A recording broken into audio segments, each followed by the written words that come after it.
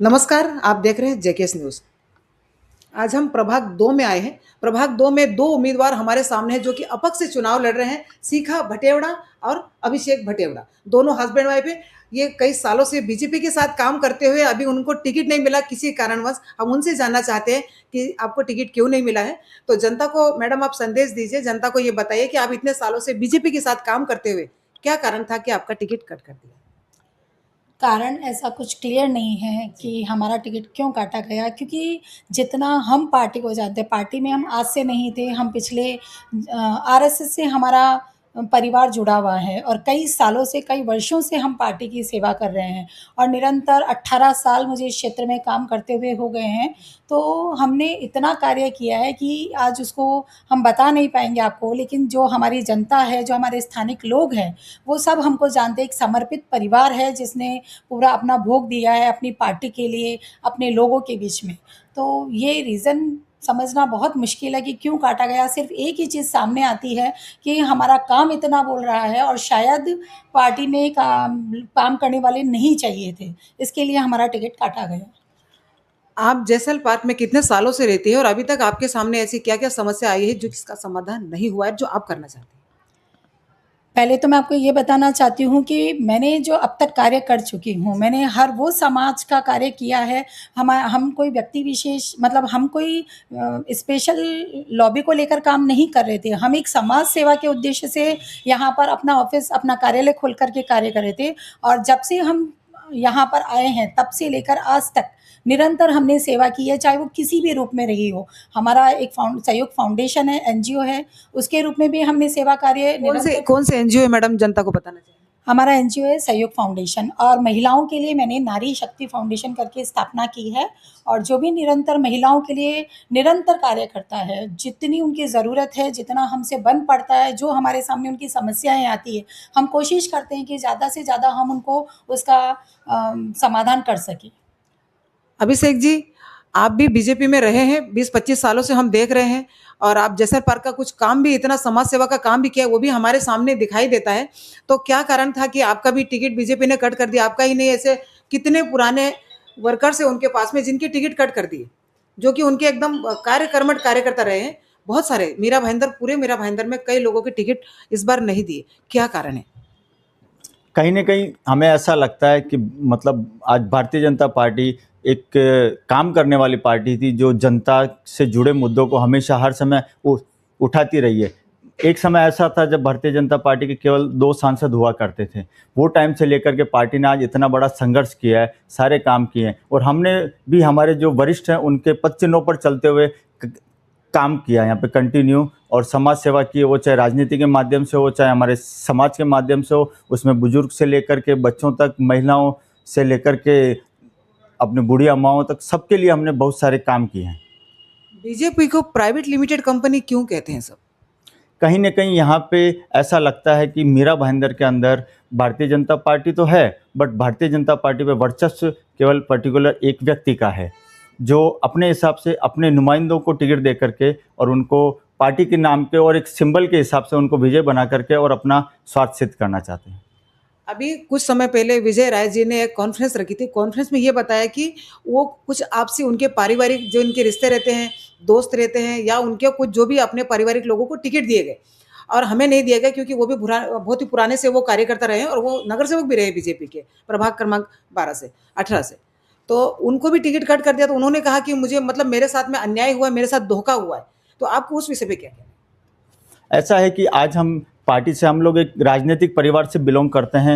1967 में मेरे दादाजी ने जनसंघ, आरएसएस से जुड़े तो उन्होंने जनसंघ से चुनाव लड़ा है। उसके बाद मेरी मम्मी जी नगर उपाध्यक्ष रही हैं भारतीय जनता पार्टी से और यहाँ भी हम कहीं न कहीं आरएसएस की विचारधारा से होने के नाते हमने भारतीय जनता पार्टी में कदम रखा और पिछले 18 वर्षों से निरंतर भारतीय जनता पार्टी के साथ समर्पित भाव से हम लोगों ने सेवा की।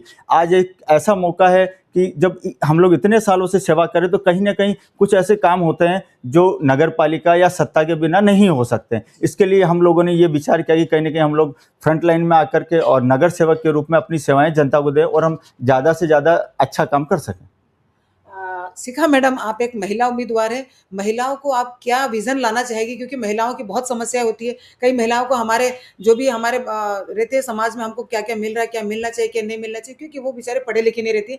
नगर पालिका से ऐसी कई चीज़ें होती है, जैसे बचत गट से लगा के सारे वो हम लोग नहीं मालूम पड़ता है। आप ऐसा क्या क्या विजन्स लाना चाहेंगे महिलाओं के लिए नगर पालिका से? देखिए, मेरी जो सबसे बड़ी तकलीफ़ है, आज 1500 महिलाओं का नारी शक्ति फाउंडेशन मेरे साथ जुड़ा हुआ है अपने एरिये से।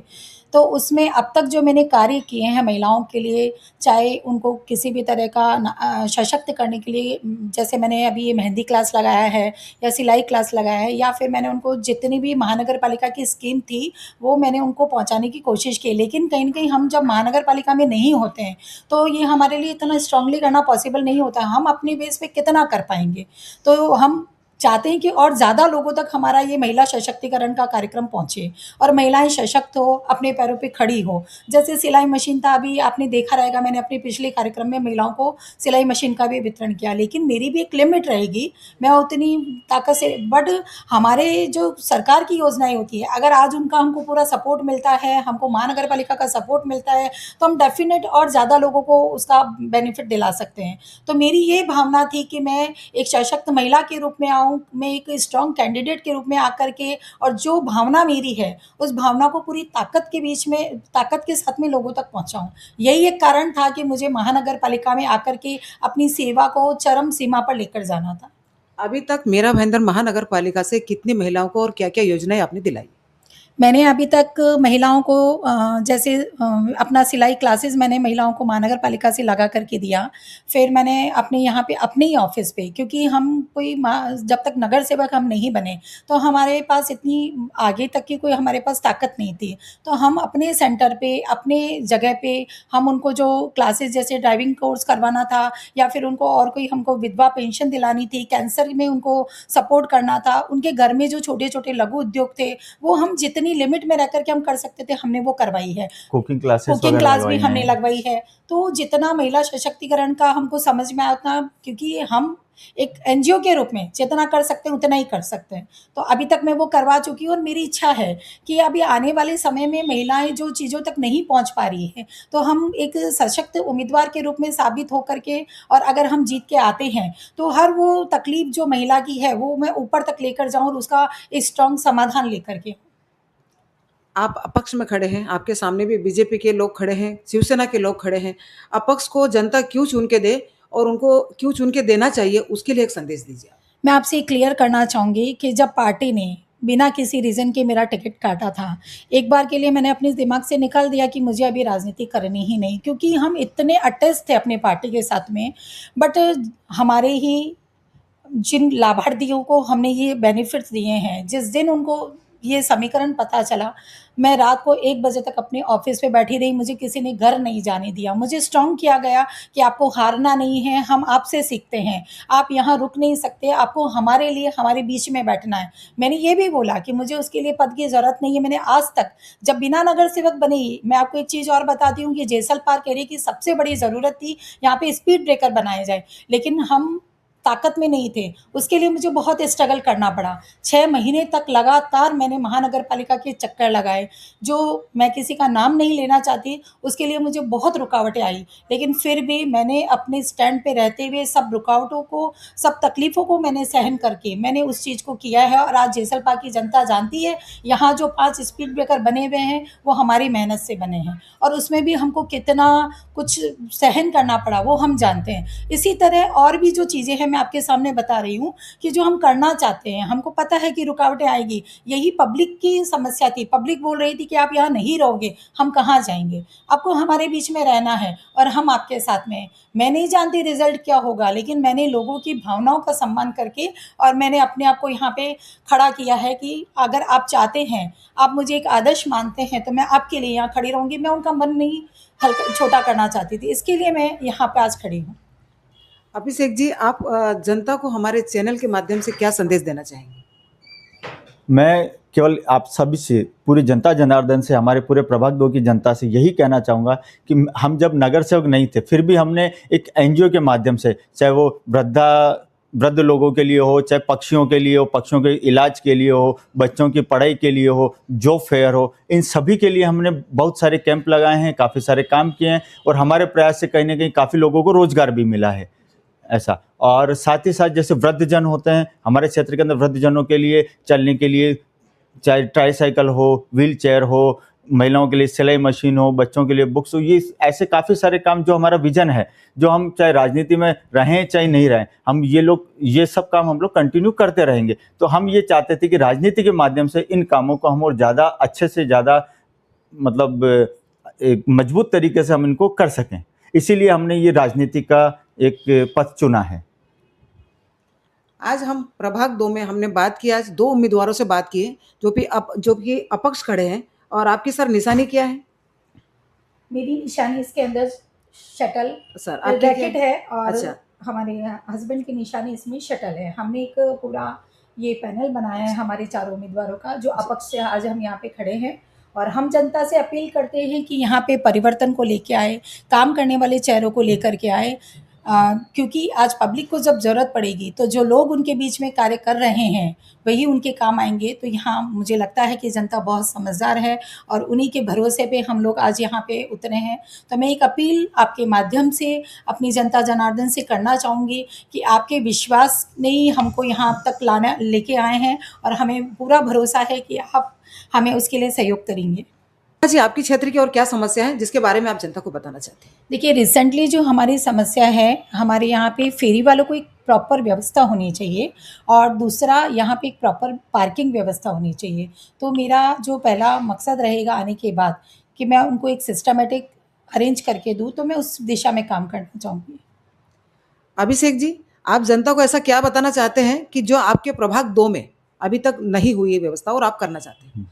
मेरा ये मानना है कि हम लोग यहाँ पे आज 30-35 सालों से जैसल पार्क बसा हुआ है और हम लोग इसी क्षेत्र के यहाँ के रहवासी हो गए हैं।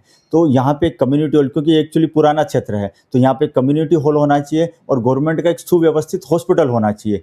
आज जो मतलब मेन जनता की डिमांड है और मैं चाहूँगा कि मैं अगर जीत के आता हूँ तो मैं ज़रूर इन दोनों चीज़ों के लिए और जो शिखा जी ने जो बोली उन चीज़ों के लिए मैं ज़रूर प्रयास करूँगा। साथ ही साथ जनता के और भी जो विषय हैं सबके लिए मैं हमेशा से लड़ता आया हूँ और आगे भी लड़ता रहूँगा। साथ ही साथ मैं ये बोलना चाहता हूँ कि आज आप सभी जनता जनार्दन को कि हम लोग अपक्ष के रूप में खड़े हैं और यहाँ पे आप केवल पार्टी का सिंबल नहीं देखें या और किसी हमारा चेहरा और हमारा नाम देखिए कि हम लोग जो काम करने वाले लोग हैं उन लोगों को आप ज़रूर चुन करके लेके आएँ। हमारा सिंबल है शटल और हमारे साथ में शिखा जी हैं। शिखा जी का सिंबल है टेनिस रैकेट और साथ ही साथ हम लोग एक परिवर्तन पैनल बना करके हमारे साथ में जसवंत कांगणे जी और मीना कांगणे जी जो भी हमारे साथ में चुनाव लड़ रहे हैं। जसवंत कांगणे जी का चुनाव चिन्ह है बेट और मीना कांगणे जी का है डिश टीवी। तो हम चारों उम्मीदवारों को आप ज़्यादा से ज़्यादा बहुमत से जिता करके लेके आए। हम लोग आपके पूरे प्रभाग के लिए कटिबद्ध हैं, विकास के लिए।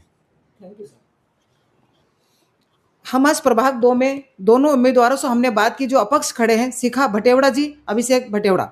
इन्होंने दोनों ने जनता के बारे में बताया, यहाँ की समस्याओं के बारे में अवगत करवाया। प्रभाग 2 में देखते रहिए जेकेएस न्यूज़, संपादक सीमा गुप्ता के साथ।